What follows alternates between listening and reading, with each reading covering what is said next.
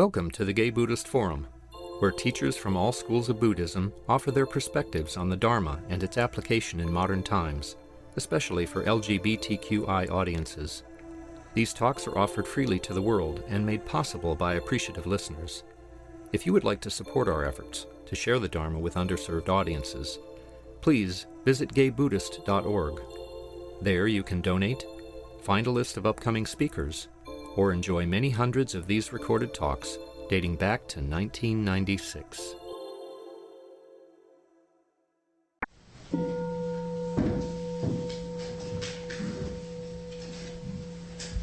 Okay, welcome back. At this point in our program, we introduce ourselves by first and last name. I'll begin. We'll go around the room this way. My name is Michael. My name is Aaron. David. Jimyar. Benjamin. Wally. Peter. Joe Good. Michael.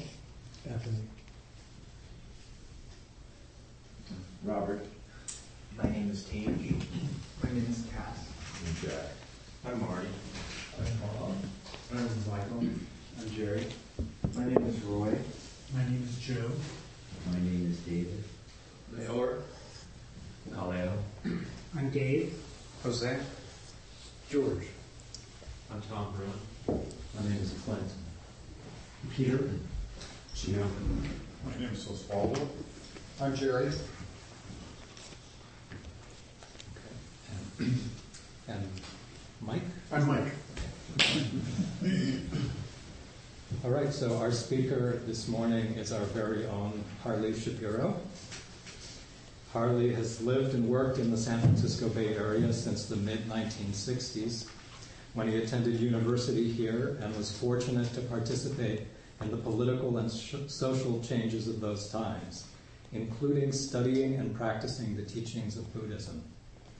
Harley is an educator and photojournalist who taught cultural anthropology at local schools and universities, was involved in the Harvey Milk era, and later with many community-based organizations dealing with the AIDS pandemic. Harley will be sharing some of his adventures from his recent 6-month journey to India, Malaysia, and Borneo, including visits to festivals, celebrations, gay community culture, and sacred and spiritual places. Welcome, Harley. Thank you.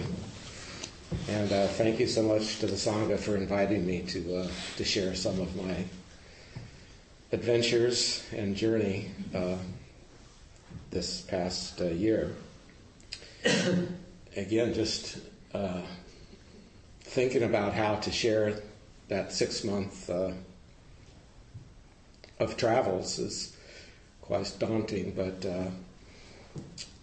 again, as I was driving over the bridge this morning and seeing the beautiful bay and the beautiful city and the blue sky and the fresh air, it just reminds me of how grateful I am and how fortunate we all are to be living here in the Bay Area.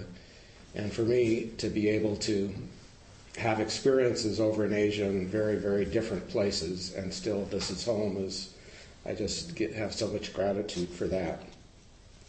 I have had a lot of history of traveling over the years. Luckily, once I came to Berkeley and the Bay Area, it was such an international place. I was so fortunate to be able to meet so many people and activities that opened up my eyes to activities and philosophies and things to have these opportunities. And with my choice of profession and volunteer work, it also enabled me to go out into the world. As a history teacher, of course, that was connected, and I was so lucky to get different grants and scholarships and things to go overseas and to the Peace Corps. So it just became part of my life to go the world and be influenced by all these different things.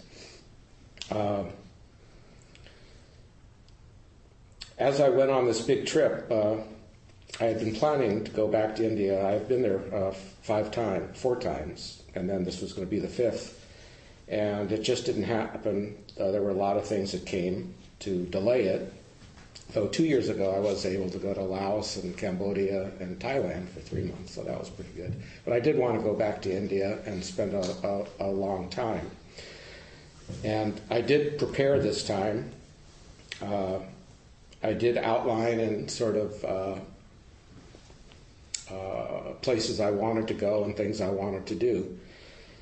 And I made a framework, but I kept it pretty loose because I wanted to have the flexibility this time. I mean, I have gone on some tours that were organized and I had time restraints, but this I wanted to really try and do some different things.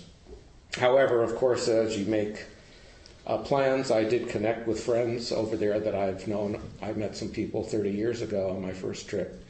So I've been keeping in touch with them and trying to find out. There was a wedding in Varanasi and there was some activity, a family get-together in Rajasthan. So I was trying to sort of fit that together.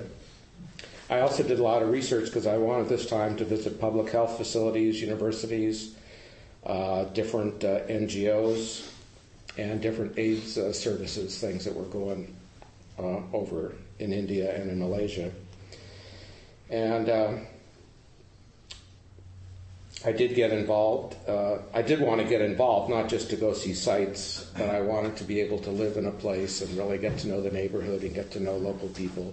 And luckily, this long 6 months gave me the opportunity to do that. But of course, as plans are made, things change. And I was supposed to fly from San Francisco to Bangkok. And just a few weeks before I was ready to leave and had everything set up and organized to visit friends in Thailand, there were these big floods, and they were coming down from mountains in northern Thailand and working their way towards Bangkok. And there was fear of flooding in the city and the whole thing. And I was watching the news every night and checking the Thai and BBC news, and it's like the water's coming and they don't know, and they're trying to make dams and they're trying to put sandbags, and it just got really stressful, and I just knew that I just had to do what I had to do. Anyway, as it came closer, I just didn't want to take the chance of being stuck in Thailand or being flooded or having malaria or no food and this and that. So I did change my plan, and I made to fly into Kuala Lumpur in Malaysia, which I wasn't going to go to till 6 months later. And just did it and wrote this one friend that wasn't expecting me till 6 months later, and he said, "Oh, sure, come on." Anyway, so I took off, and I made it to Kuala Lumpur, and I visited with a wonderful friend that I had known, and stayed there, and I'll talk about my Malaysia trip a little later. But just to give you an idea, some of you I'm sure have traveled, but I don't have my globe here, but I did go to Malaysia and then flew into Delhi and took a short trip to Rajasthan, then to Varanasi, with side trips to Bodh Gaya and Sarnath, down to Bangalore, which is a Silicon Valley of India, and all through Karnataka, then over to Kerala in the southwest, north and south, Tamil Nadu, back to Bangalore, back to Malaysia, to go to Penang Island, and then up to Borneo, Sabah and Sarawak, and things like that. So usually when I give talks, I'm a photographer, and I love to use my images to express myself. I didn't do this today, but sometime I will do it, and I will have photographs up on the internet, so if anybody's interested in the future, you can check with me at harleyshapiro@gmail.com, and I'll have stuff up on the new Apple Cloud as soon as they get that organized. But so I'll just share some of the things today. I was trying to see how to organize it, and I just went looking through some quotes, and I found some that I liked about travel, and some of them inspired me to share some stories from these quotes. So all along I'll have some little poems or phrases. The first one is Walt Whitman's A Song of the Open Road. Afoot and lighthearted I take to the open road, healthy, free, the world before me, the long ground path before me, leading wherever I choose. Henceforth I ask not good fortune, I myself am good fortune. Henceforth I whimper no more, postpone no more, Need nothing, strong and content, I travel the open road. The music falling in where it is wanted and stopping where it is not wanted. The cheerful voice of the public road. The gay, fresh sentiment of the road. Oh, highway I travel, I take to the open road. And since it's 2011 and 12, the open road also includes the internet and iPod Touch and a laptop, which is much easier to go on the open road with that. And the connections that I was able to make with that is profound, and I'll talk more of that as I go along.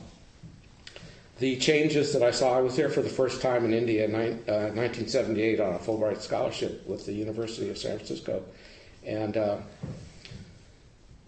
we studied in the South and then traveled around. And the changes just been remarkable, though I've been there at different times. But this one was so much more remarkable with the explosion of the population, a lot of people in India, and also people moving to the cities. The traffic and the pollution, just incredible. Though they're making a lot of progress. In fact, in Delhi and a lot of the cities in the south, the little scooter rickshaws that used to spew, and motorcycles that used to spew black smoke, now have smog controls. So that's much better, which is really quite amazing. And they have all these green scooter rickshaws now. That's quite helpful.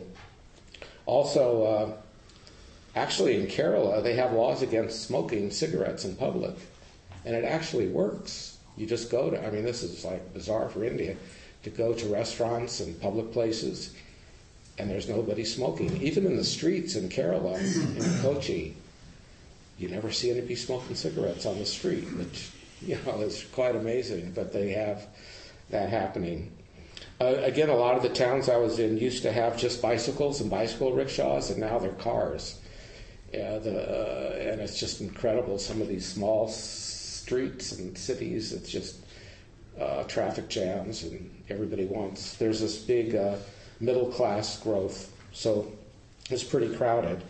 Where it used to be bicycle rickshaws and bicycles, now there's scooter rickshaws and taxis and private cars. As I would go around, I can't believe it. I love the city and the way it used to be with all the cars with all the rickshaws and bicycles. And then I had to stop and say, well, wait a minute. San Francisco in the late 70s was really small. There was no downtown. Bank of America and the Transamerica building weren't there until the 70s. And before BART, San Francisco was a really small little town. So things changed, and I had to always remind myself. Some places, even outside Bodh Gaya, was like Fisherman's Wharf with T-shirts and souvenirs, and but that's the way it is, progress or something. Communication was amazing too. Now cell phones are just changed the entire story over there. Everybody has cell phones. The Indian government, with all its corruption and nepotism and things going on, they do have available for everyone cell phones really cheap. Everybody has cell phones. Rickshaw drivers have cell phones. Beggars have cell phones. You see a guy in a farm plowing with his bullock, and he has a cell phone. It's just amazing how people can keep in touch with their families, and it's just changed everything. Again, the middle class has there's still a lot of people, obviously, that are very poor and very much on the edge, but there's just an incredible middle class now. Computers and the internet. In the old days, it was telex and aerograms and going to American Express looking for an aerogram from your family in the outside lobby. And now, email and everything. It just makes it so easy. To also, you can book trains on the internet, and they'll have it all set up for you, your little name on there. Folks are using Facebook like crazy, and Planet Romeo is a thing that's actually revolutionized people's ability to connect with each other. Still in India and most of Asia, there aren't a lot of social places for gay men to gather and to meet. But with social networks, it's just people are able to connect and meet and have community organization, social, political. It's just changed everything. And I'll talk more about that, too, when we get to Bangalore. Again, English is a unifying language, so if anybody's planning to travel, don't worry about that.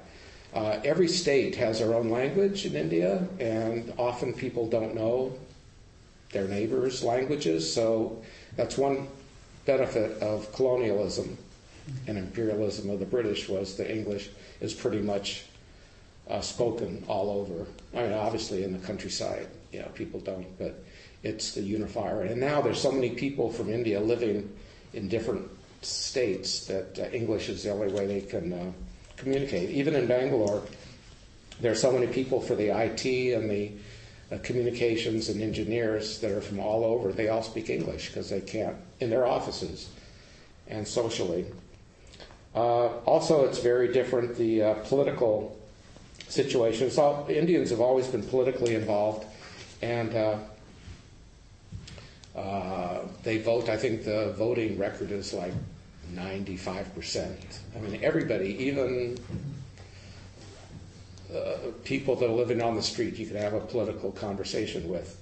They're very big on strikes. When I was there was a couple big ones. One was the taxi drivers and the rickshaw drivers wanted to get the meters to be higher because gasoline was going higher, and they had a strike one day. Everything was shut down. And everything was shut down.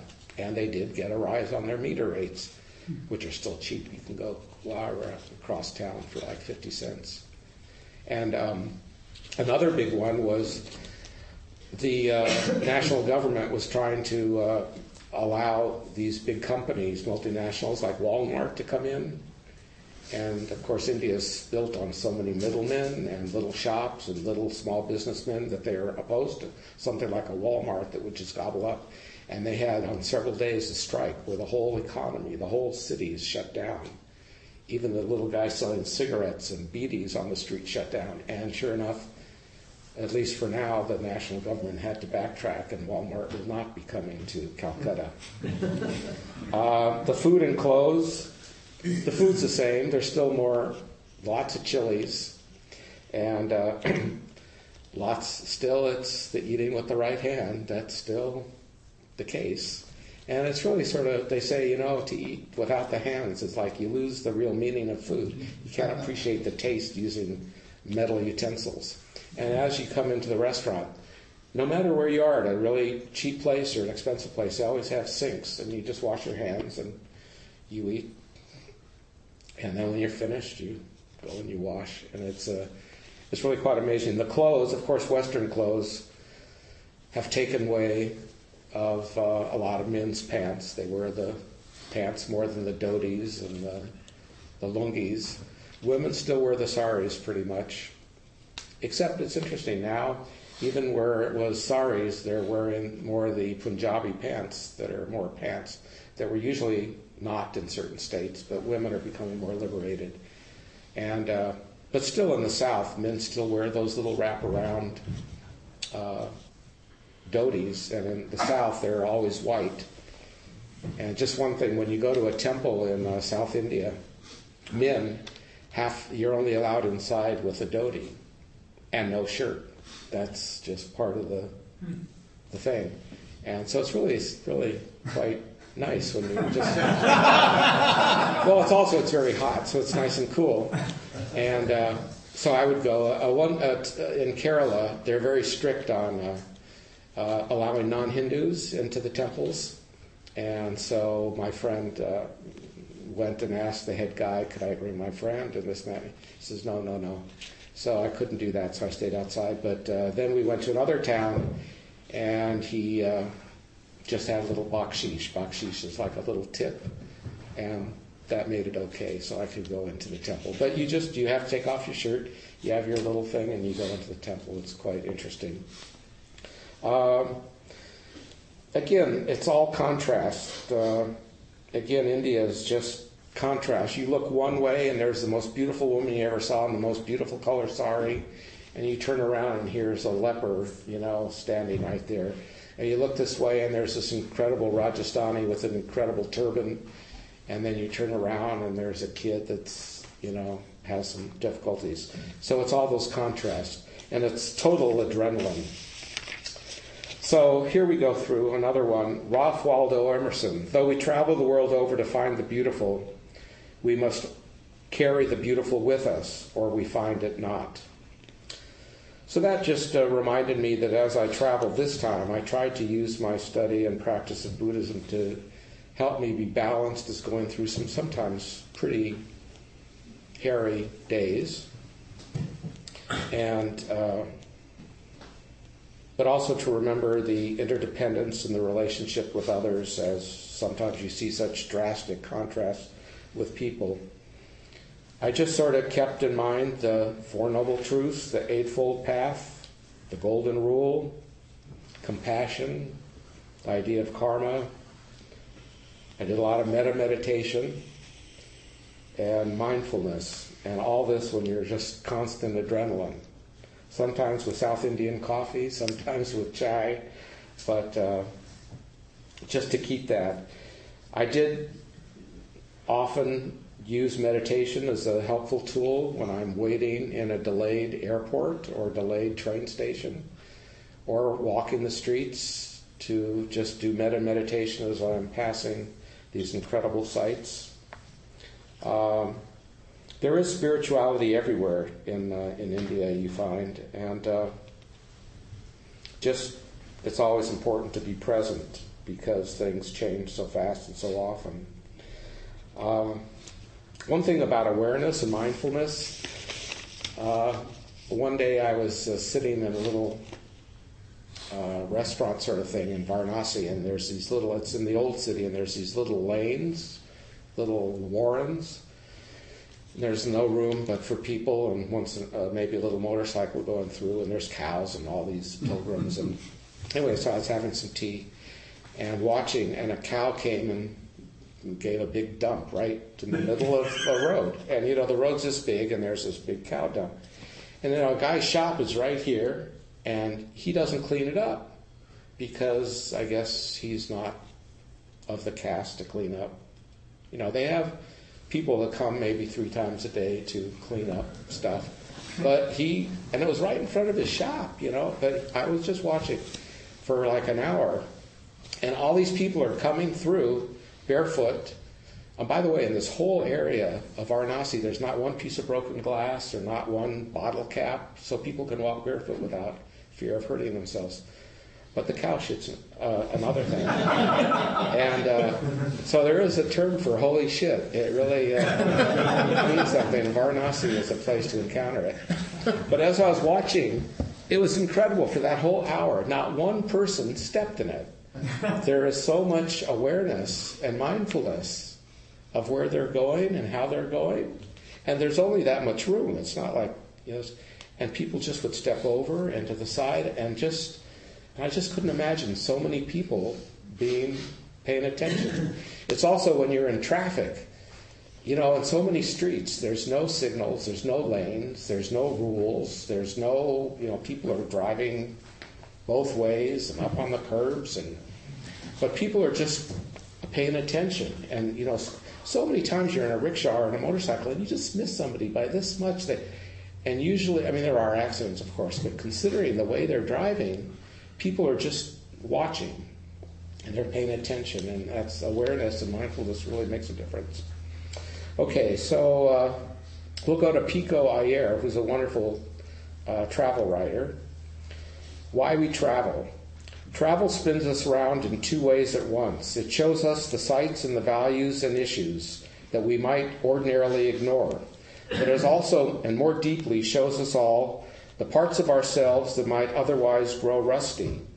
For in traveling to a truly foreign place, we inevitably travel to moods and states of mind and hidden passages that we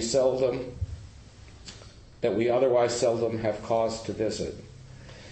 Which is so true. I'll tell you the story of Varanasi. which is the oldest, supposedly the oldest city, continuing civilized city in history.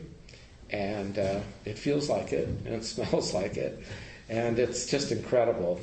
There's people that come from all over the world barefoot to Varanasi with the Ganges River. I was very fortunate. I've known for 5 years these Indian musicians that come to the Bay Area most years, spring, summer. They're not coming this year, but I've known them for 5 years, and they stayed at my house last year. And they keep on inviting me to come, and finally I did go, and I met them. They're just wonderful from Varanasi. And again, it's very structured over there. They let you know. There's 16 generations of musicians from that same neighborhood in Varanasi. And they're just incredible musicians and wonderful people. And the father has 3 sons that are musicians. So anyway, I went and, like I said, I've known them, and they were here in the Bay Area, and they do their wonderful concerts of sitar and tabla and sarod. So they picked me up at the airport in Varanasi and went to their home, and it was just wonderful to have these friends there.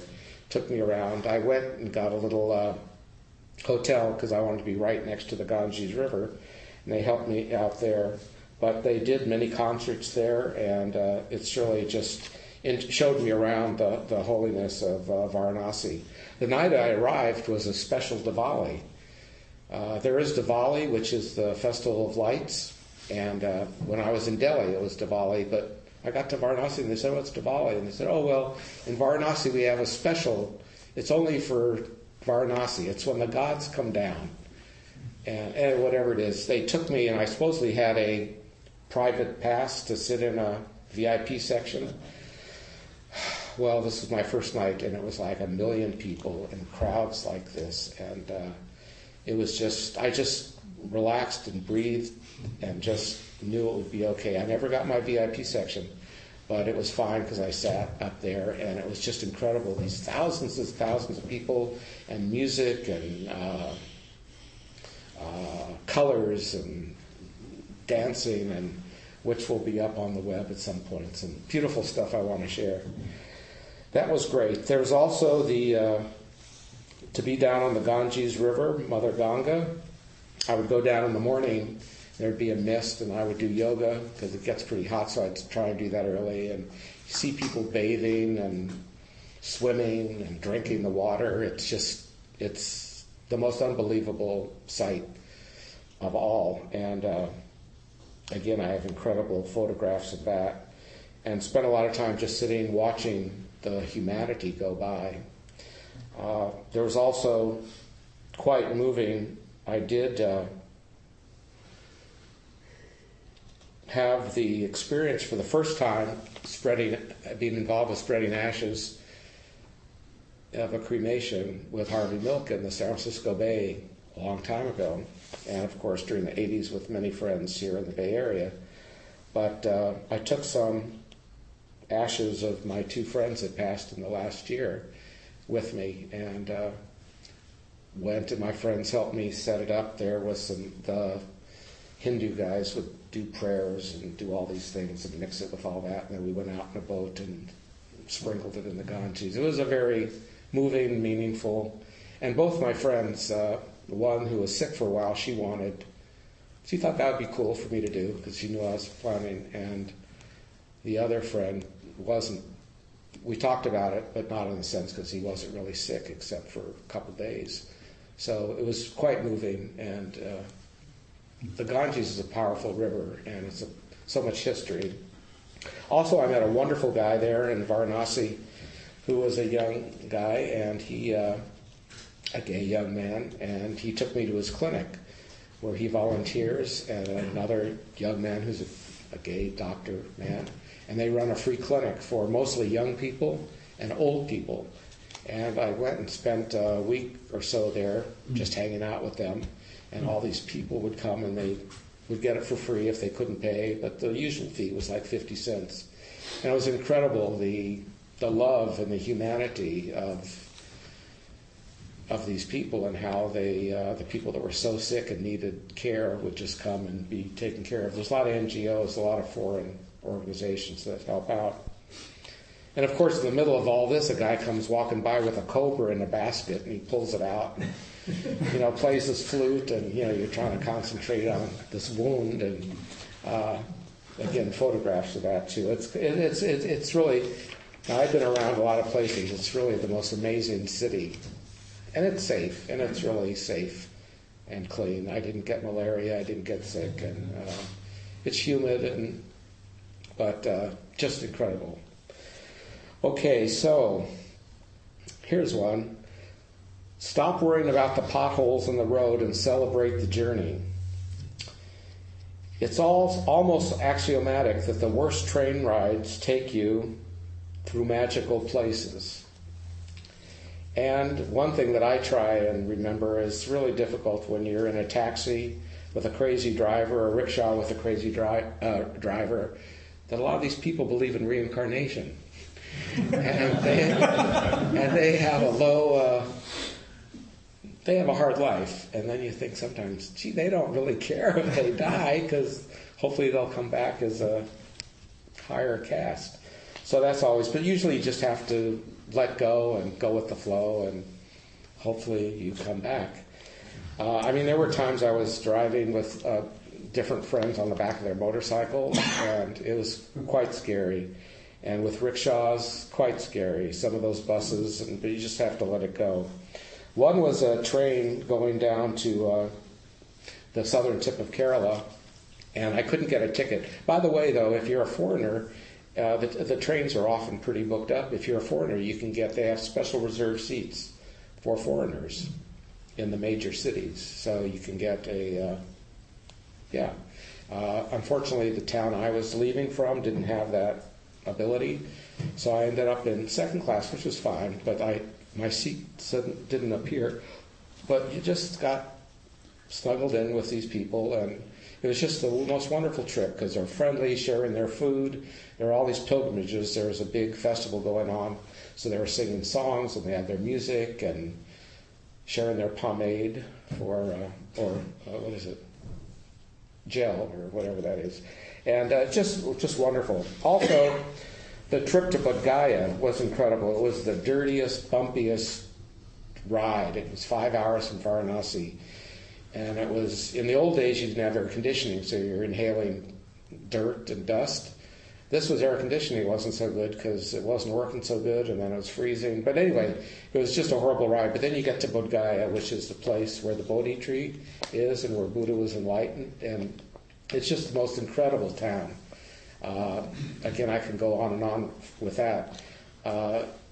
It's universal. There's Buddhists there that have temples around from every country, with the architecture and the design and hostels from Burma, Thailand, Vietnam, Bhutan.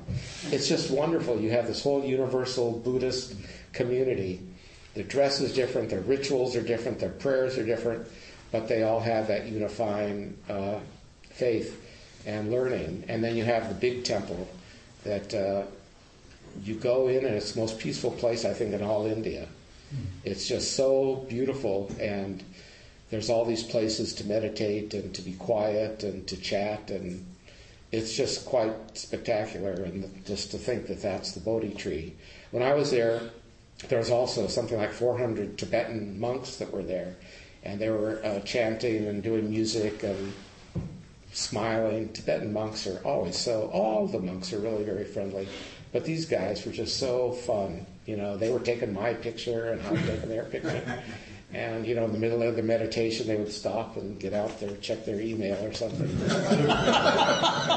Modern times are coming. So, again, it's just amazing that Bodh Gaya smiles. Also, I must say that traveling through India, even when there's some rough days and it's hard and people are hot and tired, whenever you see a Tibetan, you could always get a wonderful smile. I would just see a Tibetan and give a little smile and there would be this bright smile. That it was always, there's something that the inner beauty. Even in Bangalore, there was a disco where Thursday night was Bhutan and Tibetan night at the disco. So there were all these young kids that were there with spiked hair and, tattoos and all this and mini skirts and they were so great. But they still had little lockets with the Dalai Lama on them. And they were just great folks, and I would talk with them. It was just really, really nice. Okay, so we'll go to another place. When you are everywhere, you are nowhere. When you are somewhere, you are everywhere. That's Rumi. And Martin Buber, all journeys have secret destinations of which the traveler is unaware. And oh boy, for me, this was Bangalore.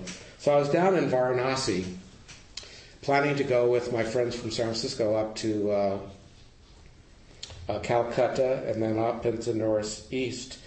But it was raining up there, and there was fog, and the trains were delayed. And then I met that morning a fortune teller, and he was trying to convince me to pay him to tell me my future, my past. And I kept on telling him, I know my past. I don't want to know my future. And he just would have nothing of it. Of course, that's his job, so he wanted. And I just told him, I don't want to know my future. I want to know the present. Anyway, he got very upset. And I was just trying, I thought it was a very reasonable to just want to be in the present. But from that, there was another gentleman there who I started talking with, who was a Bengali from Calcutta. He was a photojournalist. And we just started talking. And we spent the whole afternoon together. And he was just a wonderful guy. And then he invited me to come to Bangalore, which he was going to go to. He was in a photo contest for the whole India. And I just knew he was a great guy, and I trusted him. And I just, at the spur of the moment, I changed my plan. And I went a couple days later to meet him in Bangalore. And there I was in Bangalore at this photo contest and meeting all these literary people and photographers and artists at the Alliance Française in Bangalore. And anyway, it was really great. And it turned out he won first prize out of 7,000 entries from all over India. And it was just really wonderful. He won, the prize was I forgot the name of it, but it's the Indian Harley Davidson motorcycle. And it's very expensive and it's very good. It's an Indian-British thing. And anyway, it's really great. So we had a great time meeting all these people, artists and stuff. Anyway, so then one day we're on the rickshaw trying to go to the train station to find him a ticket to get back to Calcutta. And the traffic stopped up, and it stopped, and we heard noise, drums, and he kept on saying, I said, well, what's going on? He said, it's probably a political demonstration, or maybe it's a religious demonstration. And then, okay. And then all of a sudden we see somebody creeping up, and I see a huge rainbow flag. And I went, hey, you know what? So I yell, stop to the rickshaw, and we stop, and we get out, and we jaywalk across the street. And sure enough, this was a gay pride festival parade in Bangalore. Wow. And I didn't know about it because I wasn't expecting to go to Bangalore. Anyway, so here we are in the middle of this gay pride parade. And, of course, we had our cameras, and we're snapping away. And it was just the most exciting thing. I just couldn't believe what I was seeing. And then they finally moved over to City Hall. But in the parade, there was gay men, there was lesbians, there was transgenders, there was hijiras, which are the transgender Indians that are part of the culture. And it was the spirit that looked like the 70s in San Francisco. It was all these young, exuberant, some people had masks on, but most didn't. There was 20 and 30, mostly year-old men and women just out and parading with their signs and their costumes. And I have so many photos of that. And then at City Hall, they had speeches, and it was just the most exciting thing. And from that, I talked to a lot of people, got emails, and I ended up connecting with a lot of them that I'll tell you about a little bit. So that was just wonderful. Out of nowhere, it was just that rainbow flag caught my eye, and I happened to be on that street. The next day, I was just exhausted from that, but I went to go to the post office, and I was coming back, and I got off the rickshaw right near my hotel. By the way, you can get hotels that are really nice with clean sheets and TV and air conditioning and free lunch. for like $15, $20. So it's not like you got to pay $200 or $100. And they're clean and everything. Anyway, so I step out of the rickshaw, and all of a sudden there's a transgender guy, I could tell, in a sari, and he had a red pin, a red ribbon. And he didn't speak any English. And I just knew something was up. And this was actually World AIDS Day. And I tried to figure out he didn't speak English, but I just knew that meant something. And then there was another guy over there, and I asked him to translate a little bit. And all I could get is, go to this park somewhere, AIDS Day or something. So I ran in and I got my camera, and I came out, got the rickshaw. It was about a half hour ride. I couldn't believe it. And anyway, and here was this incredible AIDS Day thing going on with thousands of people, and they had all the NGOs, they had all the community groups, they had all the people doing music, like what they would go to the villages and to teach the people prevention, and they do all these little acting plays and stuff. They had college kids, they had these huge groups of transgender people. And then I got connections with the health department, and so anyway, I don't have time to do all that today, but I was so fortunate out of this just happening to bump into this guy, transgender, to get connected. And I went and found this gay group that has meetings on Thursday nights called Good As You, gay. And they have support groups. Then Saturday they have picnics in the park, young kids, high school and university. Sunday brunch, older guys, educated, the guys that work for Cisco and IBM and all kinds of things. There's transgender, and I went and spent time with AIDS services places and gay support groups, and it was just incredible how, just by not even expecting it, all these connections happened when you're just out there, and made so many wonderful friends. And also, they all have seen the movie Milk. And so Harvey Milk is well known, and our San Francisco history is well known. And it's just amazing with the internet, they can download stuff and see it. And there, even in that group, there's a guy that's a rickshaw driver and didn't speak English, but he would come to that. It was just so much, it reminded me of the San Francisco in the 70s with this new connecting and not just being sexual, but community and spiritual, and the idea of all these people together, Buddhists, Hindus, Christians, Catholics, all together having this unifying thing. And I met so many wonderful people and went with them to their places of worship. And I would do my own meditations, but just so welcome in Muslim mosques, Catholic churches. I was there for Christmas. I went back down to a Jewish town in South India that I hadn't been. Jews had been there for 500, 600, 700 years. And Mrs. Cohen was still there. So I had lunch with 33 years ago. Her husband passed away, the lawyer, but she was still there, still crocheting. It was wonderful to have these experiences, and everybody is so welcoming. There's another one. Kurt Vonnegut says, bizarre travel plans are dancing lessons from God. So I don't have time, but there were places in Kerala where they had all incredible spiritual, they're Hindu, but just these people that are like a mix of opera singers, drag queens,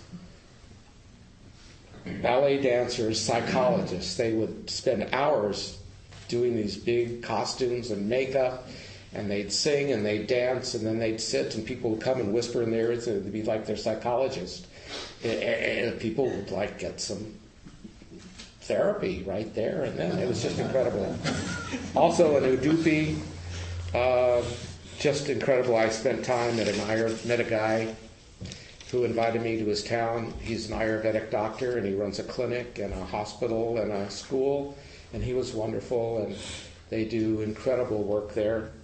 And so just finishing up real quick here, Marcel Proust, the real voyage of discovery consists not in seeing new landscapes, but in having new eyes. Henry Miller, one's destination is never a place, but a new way of seeing things.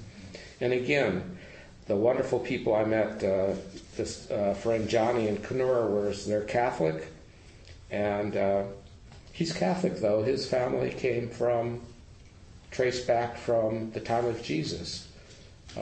They're part of the Syrian Catholic Church, and they came in the 1st century, which is different than the Portuguese Catholics and then the French Catholics in Pondicherry. It's just amazing the mix and match.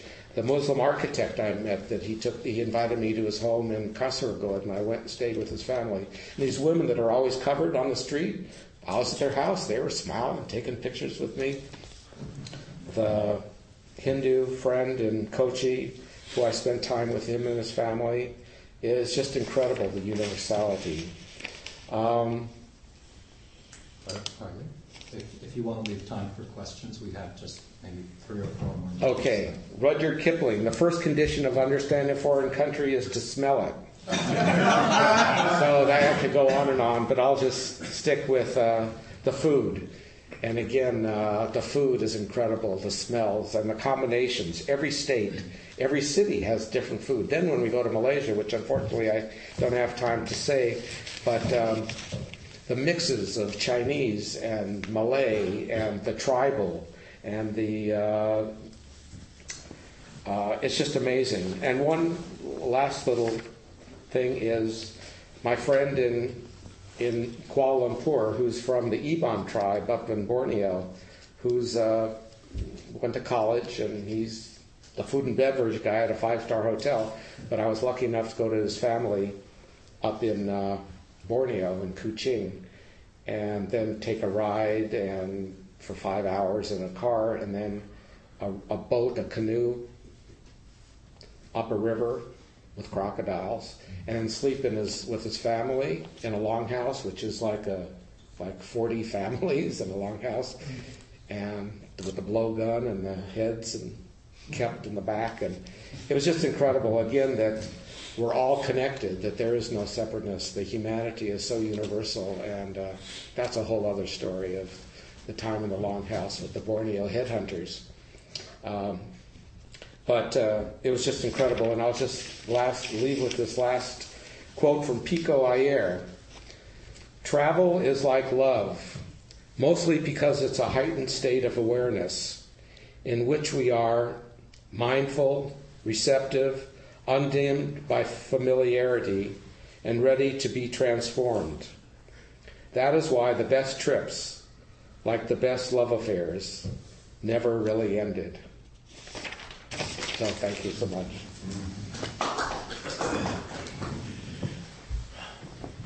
And any questions? Yeah. I have a question. You were there during the Indian Supreme Court discussion, and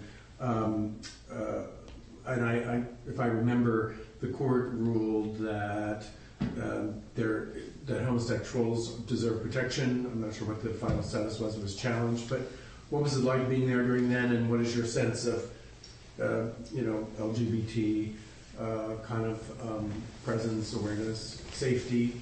Yeah. There's so much, and again, I could do an hour on that. Well, first it was just wonderful because at one of those Sunday brunches in Bangalore were 2 of the lawyers who were actually from Bangalore, but they were flying up to Delhi because it was being argued in Delhi.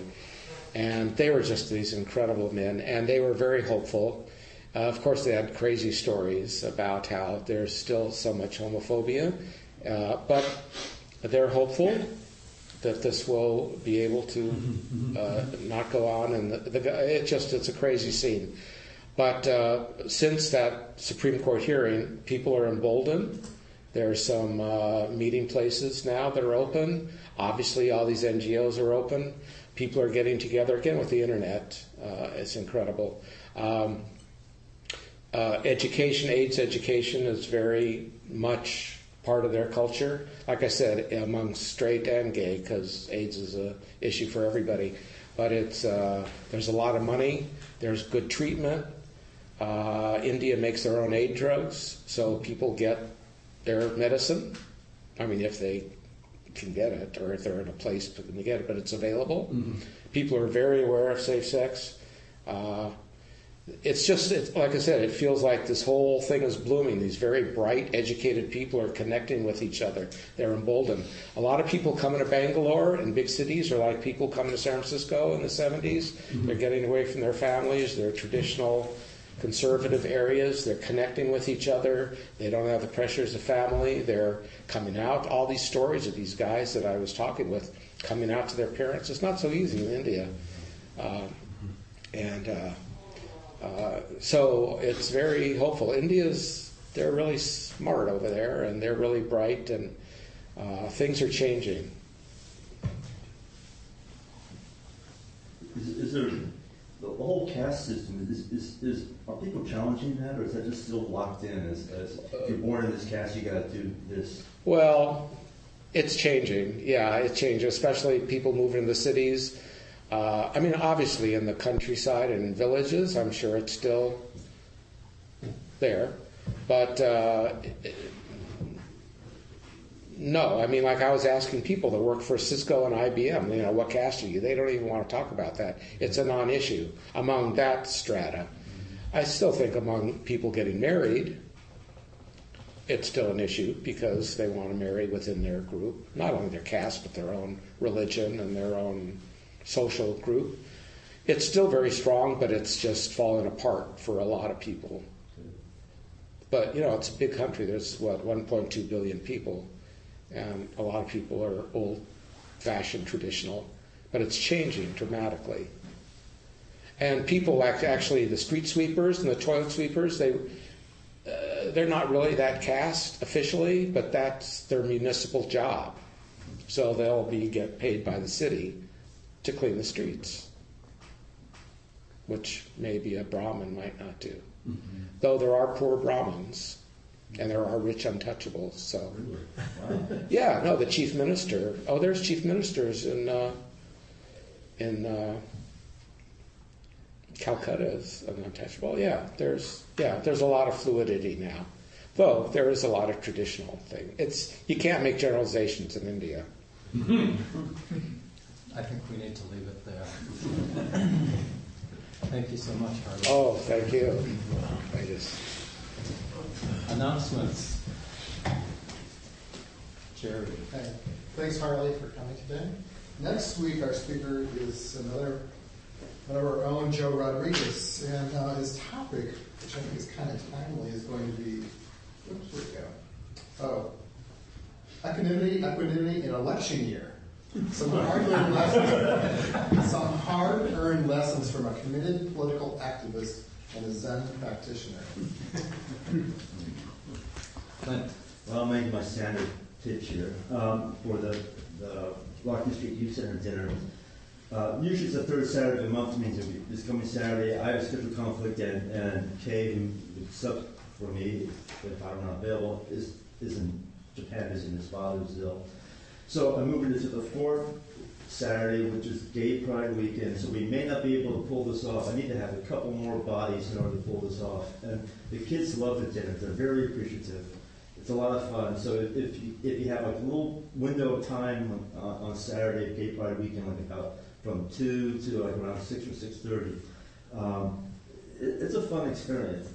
People who are on the crew seem to enjoy it, and the kids, like I said, are very appreciative. So please contact me outside, and we'll see if we can make this happen. Otherwise, I'll have to cancel it for this month. Jerry Martin, are you our host today? Yes. Yeah.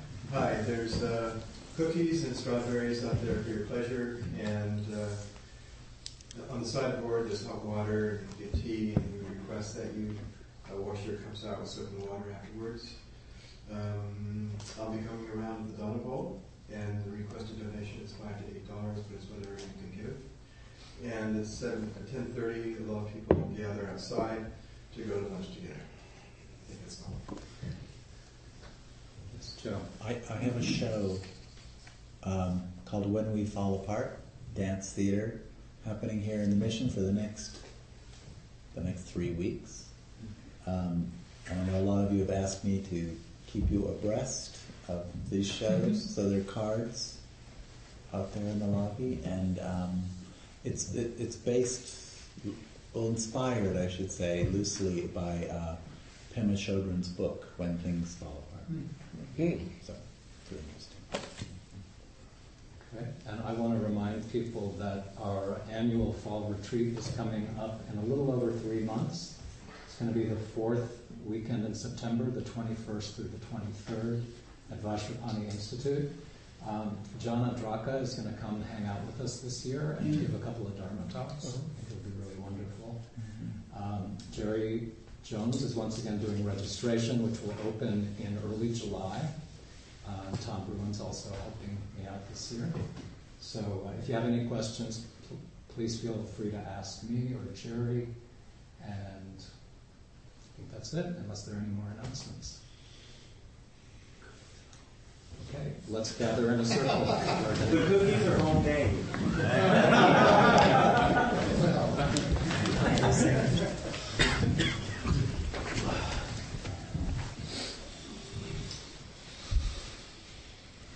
By the power and truth of this practice, may all beings have happiness and the causes of happiness. May all be free from sorrow and the causes of sorrow. May all never be separated from the sacred happiness which is without sorrow. And may all live in equanimity, without too much attachment or too much aversion, believing in the equality of all that lives.